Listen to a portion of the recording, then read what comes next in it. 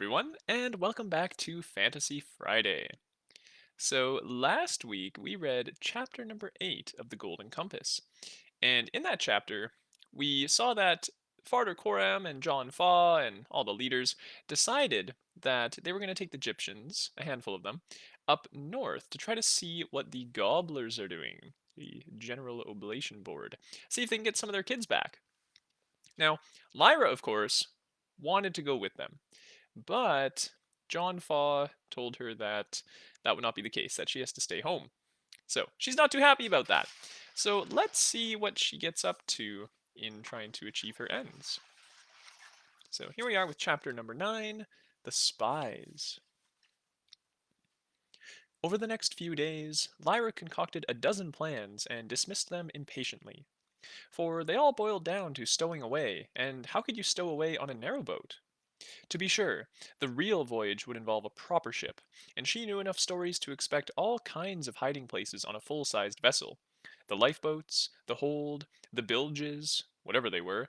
But she'd have to get to the ship first, and leaving the fens meant traveling the Egyptian way. And even if she got to the coast on her own, she might stow away on the wrong ship. It would be a fine thing to hide in a lifeboat and wake up on the way to high Brazil. Meanwhile, all around her, the tantalizing work of assembling the expedition was going on day and night. She hung around Adam Stefanski, watching as he made his choice of the volunteers for the fighting force. She pestered Roger Van Poppel with suggestions about the stores they needed to take. Had he remembered snow goggles? Did he know the best place to get Arctic maps? The man she most wanted to help was Benjamin de Ruyter, the spy. But he had slipped away in the early hours of the morning after the second roping, and naturally, no one could say where he'd gone or when he would return.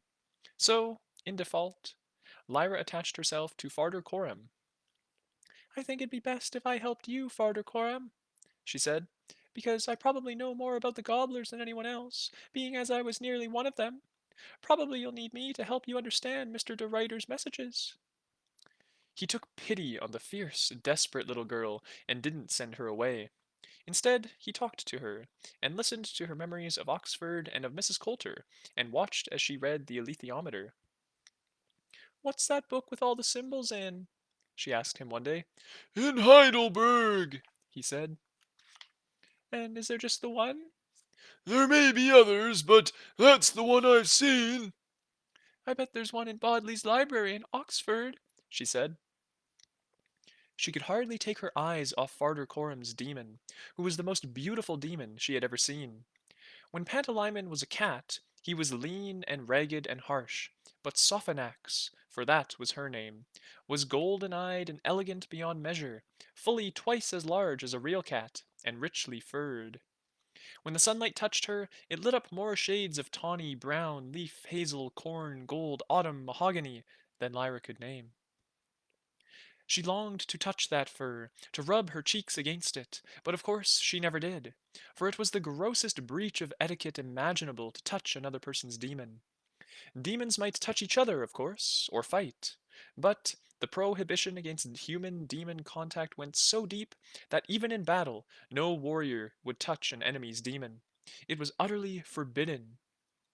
Lyra couldn't remember having to be told that. She just knew it, as instinctively as she felt that nausea was bad and comfort was good. So, although she admired the fur of Sophanax, and even speculated on what it might feel like, she never made the slightest move to touch her, and never would. Sophanax was as sleek and healthy and beautiful as Farder Coram was ravaged and weak. He might have been ill, or he might have suffered a crippling blow, but the result was that he could not walk without leaning on two sticks, and he trembled constantly like an aspen leaf. His mind was sharp and clear and powerful, though, and soon Lyra came to love him for his knowledge and for the firm way he directed her. What's that hourglass mean, Farder Coram? She asked, over the alethiometer, one sunny morning in his boat. It keeps coming back to that. There's often a clue there if you look more close. What's that little old thing on top of it? She screwed up her eyes and peered. That's a skull. So what do you think that might mean? Death? Is that death? That's right. So, in the hourglass range of meanings, you get death. In fact, after time, which is the first one, death is the second one. Do you know what I noticed, Vardakorum? The needle stops there on the second go round. On the first round, it kind of twitches, then on the second, it stops. Is that saying it's the second meaning then? Probably. What are you asking it, Lyra? I'm thinking. She stopped, surprised to find that she had actually been asking a question without realizing it. I just see three pictures together because I was thinking about Mr. De Ruyter, you see, and I put the serpent and the crucible and the beehive to ask how he's getting on with his spying, and Why those three symbols? because I thought the serpent was cunning, like a spy ought to be, and the crucible would mean like knowledge, or what you kind of distill, and the beehive was like hard work, like bees are always working hard. So out of the hard work and the cunning comes the knowledge, see? And that's the spy's job. And I pointed to them, and I thought the question in my mind, and the needle stopped at death. Do you think that it could be really working, Farder Coram? Oh, it's working all right, Lyra. What we don't know is whether we're reading it right. That's a subtle art. I wonder if. Before he could finish his sentence, there was an urgent knock at the door, and a young Egyptian man came in. Beg pardon, Father Coram. There's Jacob's Heisman's just out come back, and he's sore wounded, He was with Benjamin de Ryder.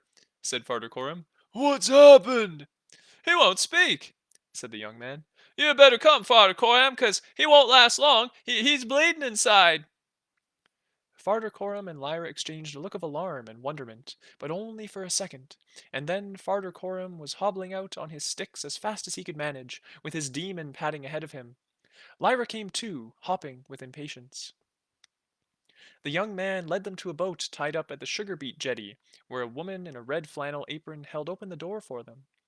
Seeing her suspicious glance at Lyra, Farder said, It's the important girl. Here's what Jacob's got to say, mistress. so the woman let them in and stood back, with her squirrel demon perched silent on the wooden clock. On a bunk under a patchwork coverlet lay a man whose white face was damp with sweat and whose eyes were glazed.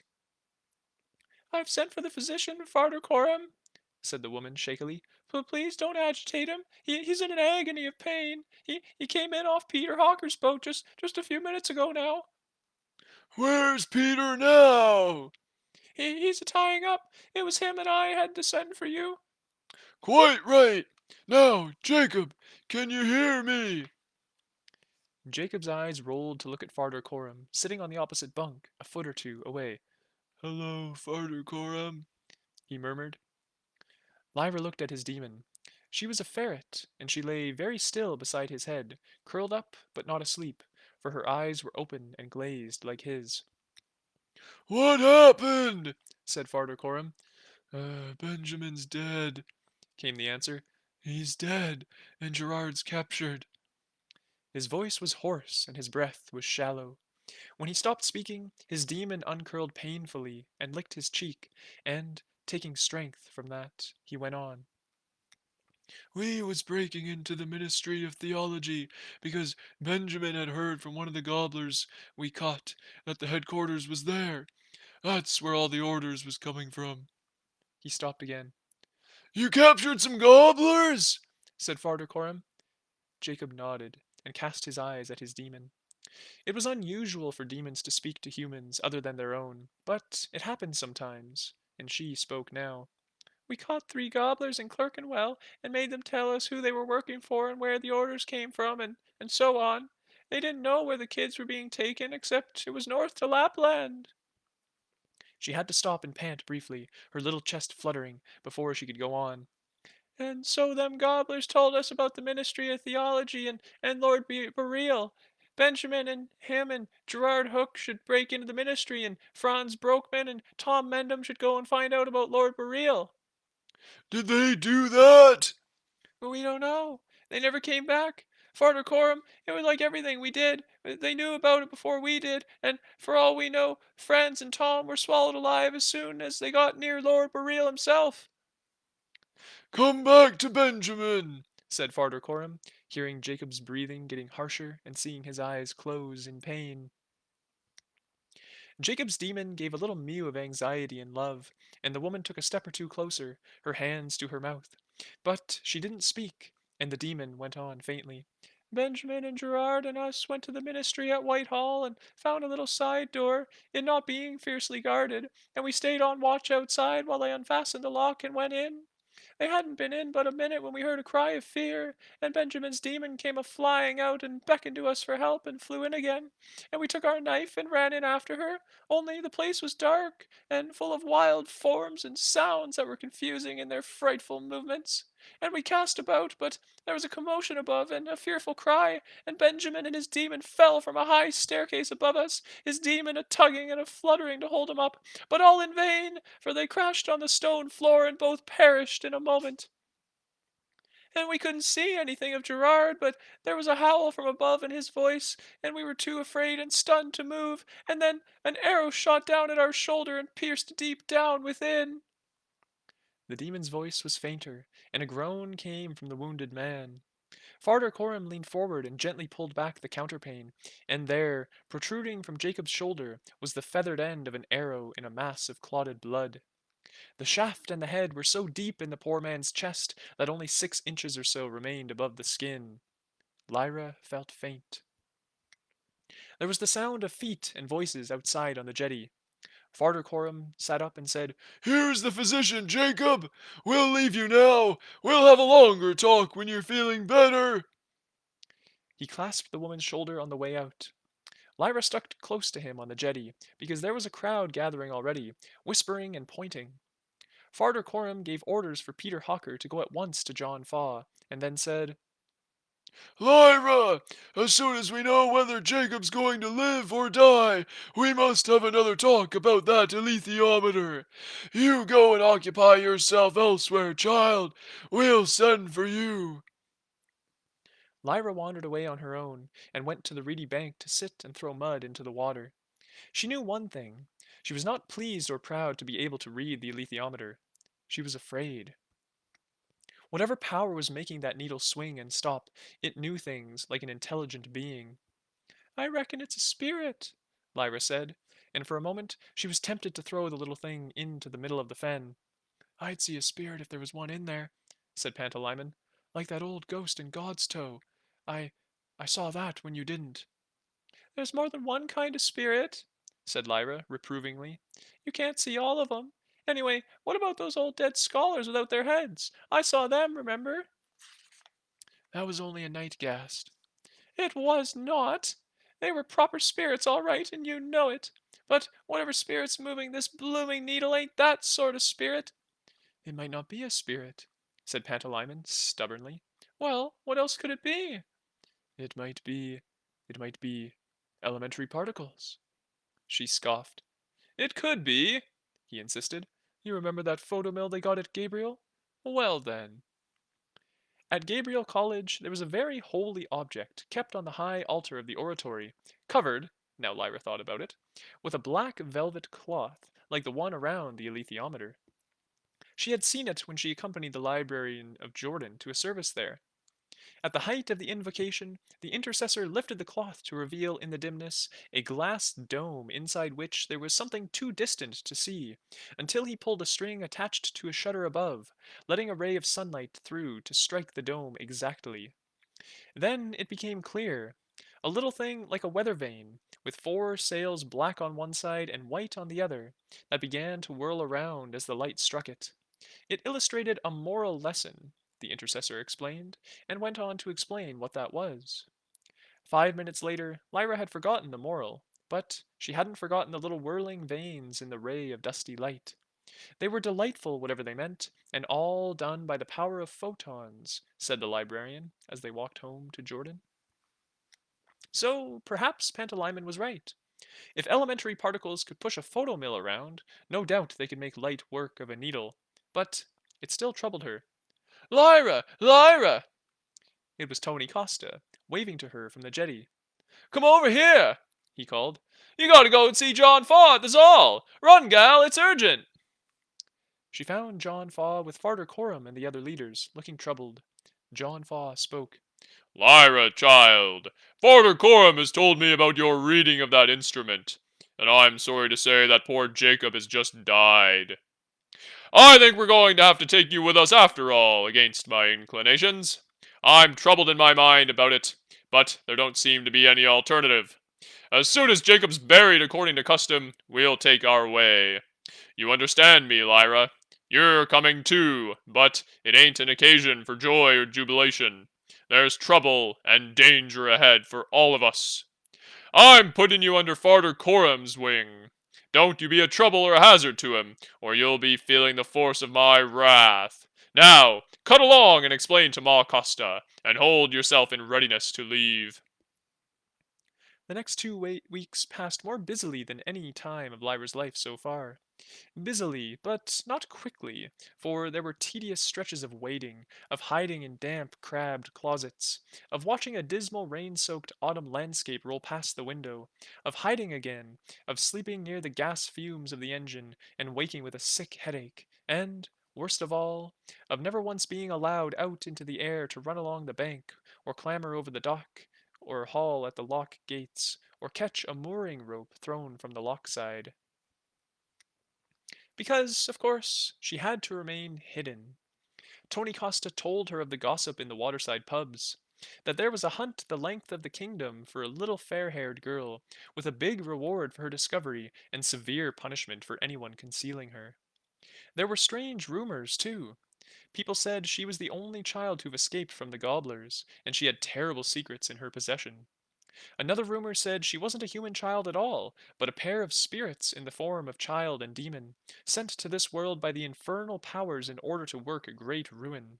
And yet another rumor said it was no child, but a fully grown human, shrunk by magic and in the pay of the Tartars, come to spy on good English people and prepare the way for a Tartar invasion. Lyra heard these tales at first with glee, and later with despondency. All those people hating and fearing her. And she longed to be out of this narrow, boxy cabin. She longed to be north already, in the wide snows under the blazing aurora. And sometimes she longed to be back at Jordan College, scrambling over the roofs with Roger, and with the steward's bell tolling half an hour to dinner time, and the clatter and sizzle and shouting of the kitchen. Then she wished passionately that nothing had changed, nothing would ever change, that she could be Lyra of Jordan College forever and ever. The one thing that drew her out of her boredom and irritation was the alethiometer. She read it every day, sometimes with Fardercorum, and sometimes on her own, and she found that she could sink more and more readily into the calm state in which the symbol meanings clarified themselves, and those great mountain ranges touched by sunlight emerged into vision. She struggled to explain to Fardercorum what it felt like. It's almost like talking to someone, only you can't quite hear them, and you feel kind of stupid because they're cleverer than you, only they don't come across or anything. And they know such a lot, Farter Coram, as if they knew everything, almost. Mrs. Coulter was clever, she knew ever such a lot, but this is a different kind of knowing. It's like understanding, I suppose. He would ask specific questions, and she would search for answers. What's Mrs. Coulter doing now? He'd say, and her hands would move at once, and he'd say, Tell me what you're doing.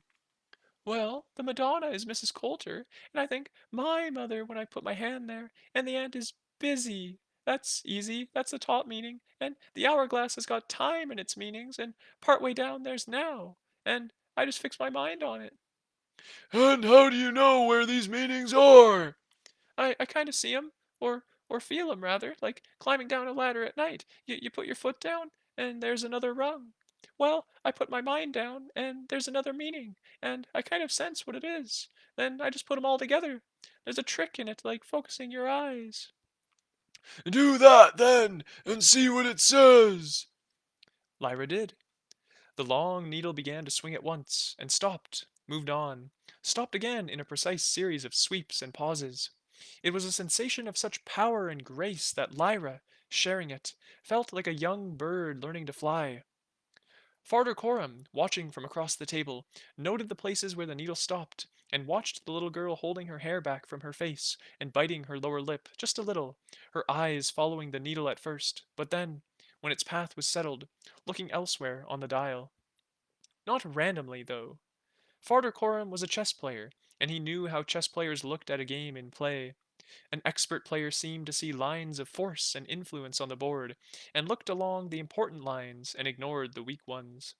And Lyra's eyes moved the same way, according to some similar magnetic field that she could see, and he couldn't. The needle stopped at the thunderbolt, the infant, the serpent, the elephant, and at a creature Lyra couldn't find a name for, a sort of lizard with big eyes and a tail curled around the twig it stood on. It repeated the sequence time after time while Lyra watched. What's that lizard mean? Said Farder Coram, breaking into her concentration. It doesn't make sense. I can see what it says, but I must be misreading it. The thunderbolt, I think, is anger, and the child, I think that's me. I was getting a meaning for that lizard thing, but you talked to me, Farder Coram, and I lost it. See, it's just floating any old where now. Yes, I see that. I'm sorry, Lyra. Are you tired now? Do you want to stop? No, I don't, she said, but her cheeks were flushed and her eyes bright. She had all the signs of fretful overexcitement, and it was made worse by her long confinement in this stuffy cabin. He looked out of the window. It was nearly dark, and they were traveling along the last stretch of inland water before reaching the coast. Wide, brown, scummed expanses of an estuary extended under a dreary sky to a distant group of coal spirit tanks, rusty and cobwebbed with pipework, beside a refinery where a thick smear of smoke ascended reluctantly to join the clouds. Where are we? Said Lyra. Can I go outside just for a bit, Farder Coram? This is Colby Water, He said. the estuary of the River Cole. When we reach the town, we'll tie up by the smoke market and go on foot to the docks. We'll be there in an hour or two. But it was getting dark, and in the wide desolation of the creek, nothing was moving but their own boat and a distant coal barge laboring toward the refinery. And Lyra was so flushed and tired, and she'd been inside for so long. And so, Farder Coram went on. Well, I don't suppose it'll matter just for a few minutes in the open air.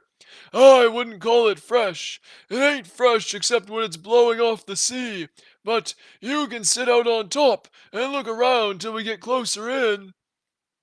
Lyra leaped up, and Pantalaimon became a seagull at once, eager to stretch his wings in the open. It was cold outside, and although she was well wrapped up, Lyra was soon shivering.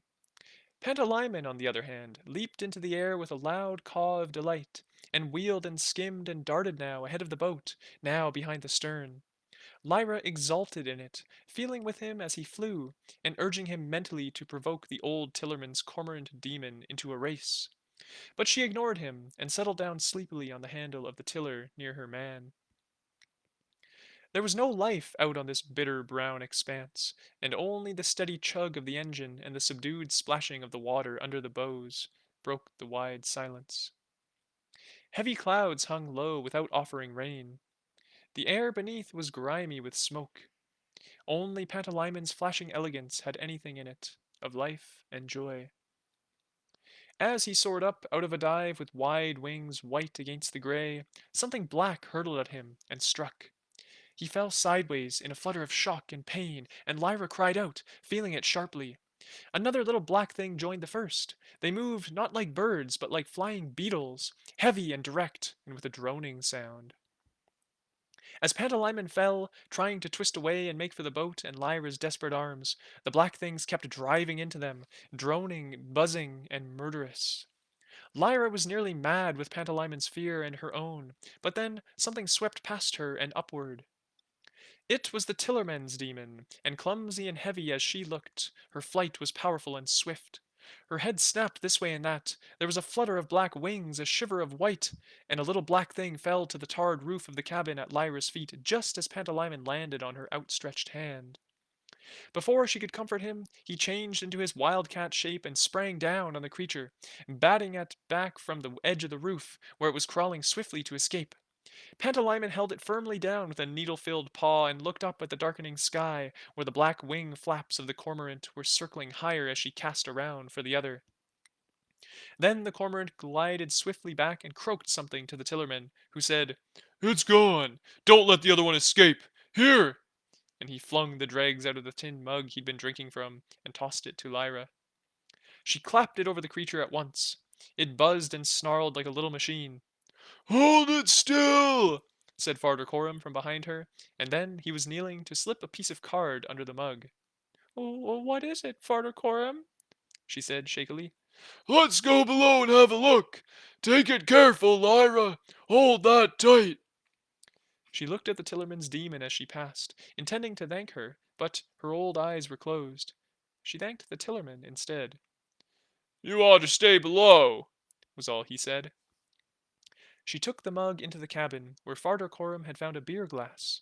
He held the tin mug upside down over it, and then slipped the card out from between them, so that the creature fell into the glass. He held it up so they could see the angry little thing clearly. It was about as long as Lyra's thumb, and dark green, not black. Its wing cases were erect, like a ladybird's about to fly, and the wings inside were beating so furiously that they were only a blur. Its 6 clawed legs were scrabbling on the smooth glass. "What is it?" Lyra said. Pantalaimon, a wildcat still, crouched on the table 6 inches away, his green eyes following it round and round inside the glass. If you was to crack it open, Said Farder Coram. you'd find no living thing in there. No animal, nor insect at any rate. I seen one of these things before, and I never thought I'd see one again this far north. Afric things! There's a clockwork running in there, and pinned to the spring of it, there's a bad spirit with a spell through its heart. But who sent it? You don't even need to read the symbols, Lyra. You can guess as easy as I can. Mrs. Coulter? Of course. She ain't the only explored up north. There's strange things aplenty in the southern wild. It was Morocco where I saw one of these last.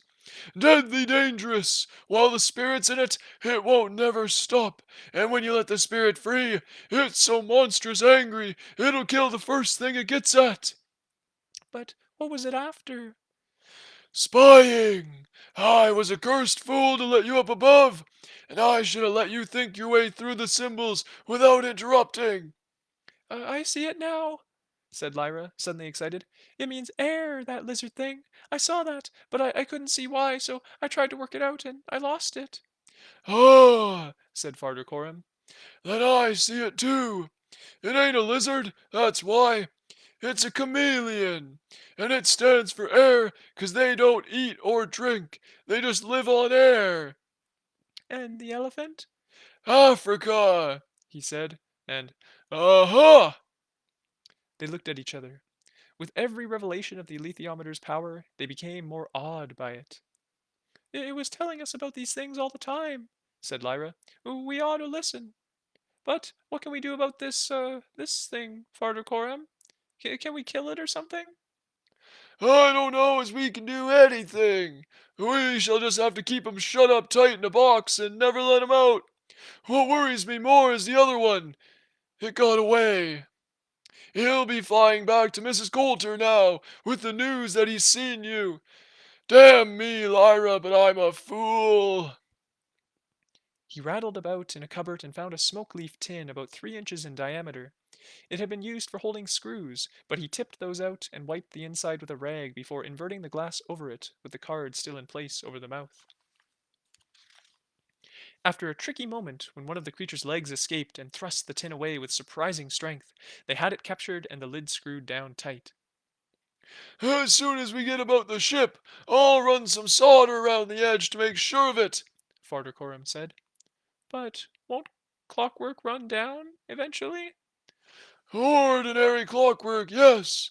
But, like I said, this one's kept tight wound by the spirit pinned to the end. The more he struggles, the tighter it's wound, and the stronger the force. Now, let's put this feller out of the way. He wrapped the tin in a flannel cloth to stifle the incessant buzzing and droning, and stowed it away under his bunk. It was dark now, and Lyra watched through the window as the lights of Colby came closer.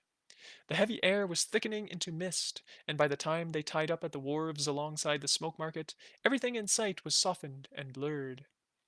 The darkness shaded into pearly silver-gray veils laid over the warehouses and the cranes, the wooden market stalls, and the granite many-chimneyed building the market was named after, where day and night fish hung kippering in the fragrant oak-wood smoke. The chimneys were contributing their thickness to the clammy air, and the pleasant reek of smoked herring and mackerel and haddock seemed to breathe out of the very cobbles. Lyra, wrapped up in oilskin, and with a large hood hiding her revealing hair, walked along between Farder Coram and the tillerman. All three demons were alert, scouting around corners ahead, watching behind, listening for the slightest footfall. But they were the only figures to be seen. The citizens of Colby were all indoors, probably sipping Jennifer beside roaring stoves. They saw no one until they reached the dock, and the first man they saw there was Tony Costa, guarding the gates. "Thank God you got here," he said quietly, letting them through. "We just heard as Jack Verhoeven's been shot and his boat sunk, and no one heard where you was. John Faw's on board already and jumping to go." The vessel looked immense to Lyra, a wheelhouse and funnel amidships, a high forecastle and a stout derrick over a canvas-covered hatch. Young yellow light agleam in the portholes and the bridge, and white light at the masthead, and 3 or 4 men on deck, working urgently at things she couldn't see. She hurried up the wooden gangway ahead of Farder Coram, and looked around with excitement. Pantalaimon became a monkey and clambered up the derrick at once, but she called him down again. Farder Coram wanted them indoors, or below, as you called it on board ship. Down some stairs, or a companionway, there was a small saloon where John Faw was talking quietly with Nicholas Rokeby, the Gyptian in charge of the vessel. John Faw did nothing hastily. Lyra was waiting for him to greet her, but he finished his remarks about the tide and pilotage before turning to the incomers. "Good evening, friends," he said.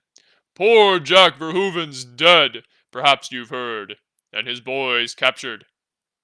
"We have bad news too," said Farder Coram, and told of their encounter with the flying spirits. John Faw shook his great head, but didn't reproach them. "Where is the creature now?" he said. Farder Coram took out the leaf tin and laid it on the table. Such a furious buzzing came from it that the tin itself moved slowly over the wood. "I've heard of them clockwork devils, but I've never seen one," said John Faw. "There ain't no way of taming it and turning it back, I do know that much. Nor is it any use weighing it down with lead and dropping it into the ocean, because one day it'd rust through, and out the devil would come and make for the child, wherever she was. No, we'll only have to keep it, and exercise our vigilance." Lyra being the only female on board, for John Faw had decided against taking women after much thought, she had a cabin to herself. Not a grand cabin, to be sure. In fact, little more than a closet with a bunk and a scuttle, which was the proper name for a porthole. She stowed her few things in the drawer below the bunk, and ran up excitedly to lean over the rail and watch England vanish behind, only to find that most of England had vanished in the mist before she got there. But the rush of water below, the movement in the air, the ship's lights glowing bravely in the dark, the rumble of the engine, the smells of salt and fish and coal spirit were exciting enough by themselves. It wasn't long before another sensation joined them, as the vessel began to roll in the German Ocean swell. When someone called Lyra down for a bite of supper, she found she was less hungry than she'd thought, and presently she decided it would be a good idea to lie down, for Pantalaimon's sake, because the poor creature was feeling sadly ill at ease. And so began her journey to the north. And there concludes chapter number 9 of the Golden Compass. So, interesting stuff. Lyra gets to go on the journey after all. It turned out that her prowess with the alethiometer allowed her on that journey because she was able to predict the death of that one Egyptian man when he went on the journey with De Ruyter. So, Farder Coram realized it might be kind of useful to have her. And again, she was able to predict the spies, those little black bug like machines that flew in, that Pantalaimon subdued one of them. And yeah, she saw that coming as well. She wasn't able to entirely get the full picture because she was still having a little bit of trouble reading the alethiometer, and Farder Coram kind of interrupted her. But yeah, she predicted that her own mother, Mrs. Coulter, was the one sending those bugs. And the alethiometer helped her do that. So we can kind of see that the alethiometer is just telling her truths about the world. She asks a question, it gives the answer in a sort of abstract way. She has to read the symbols properly and figure out their meanings, but it's still giving her the answers, and she's getting better at it. She can kind of interpret what they mean. So we'll have to kind of theorize as to how it's really working, though. She doesn't really explain it. She just kind of thinks about it, and it happens. So let's try to come up with some ideas. See what we can come up with, and then we will start part two of this book because this chapter 9 did just conclude the first part of the book. Sometimes books are split up into chapters and then further into parts, and those chapters are parts of larger parts. So we'll be starting part two with chapter number 10 next week. So make sure you tune in for that and find out what Lyra is going to get up to when she journeys on to the north. So look forward to seeing you all then. Until then, enjoy your weekend. Bye now.